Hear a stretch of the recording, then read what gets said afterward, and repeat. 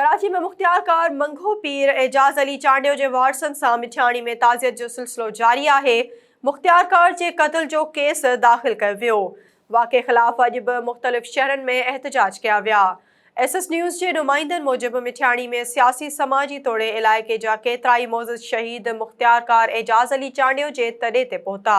Peoples party जे MPA सरदार Khan Chandio, MPA Mumtaz Ali Chandio, PP अगवान आशिक Ali Zardari, MPA Munawwar Ali Wassan, MPA Ghulam Qadir Chandio, MPA Syed Sarfaraz Ali Shah, MNA Syed गुलाम मुस्तफ़ा शाह, अगूणो सूबाई वज़ीर ऐं JDA अगवान मसरूर ख़ान जतोई, कोमपरस अगवान डॉक्टर नियाज़ कालानी ऐं ॿियनि वारसनि सां ताज़ियत कई। शहरनि जो चवणु हो त मुख्तियार कार एजाज अली चांडियो हिकु बहितरीन इंसान हुयो, जंहिंजे विछोड़े सां मिठियाणी ऐं ज़िले नौशरो फेरोज़ में हिकु ख़ाल पैदा थी वियो आहे।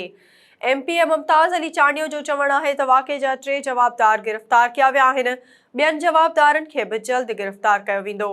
हुन कराची सरजानी टाउन में क़त्ल थियल मुख्तियार कार एजाज चांडियो जो केस ज़ख़्मी मुख्तियार कार यार मोहम्मद जी फ़रियाद ते मंगो पीर ॻोठ आबाद में दहशतगर्दी जे शिकन समेत दाख़िल कयो वियो।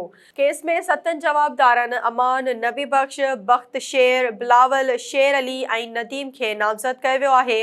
जवाबदारनि जी गिरफ़्तारी लाइ पुलिस छापा हणण शुरू करे छॾिया। ॿिए तरफ़ वाक़े ख़िलाफ़ हैदराबाद, खैरपुर, नौशरो फेरोज़ ऐं ॿियनि शहरनि में रेवेन्यू मुलाज़िमनि पारां ऑफिसनि जी तालाबंदी करे एहतजाजी मुज़ाहिरा कया विया ऐं क़ातिलनि खे जल्द गिरफ़्तार करे सख़्त सज़ा ॾियण जी घुर कई वई।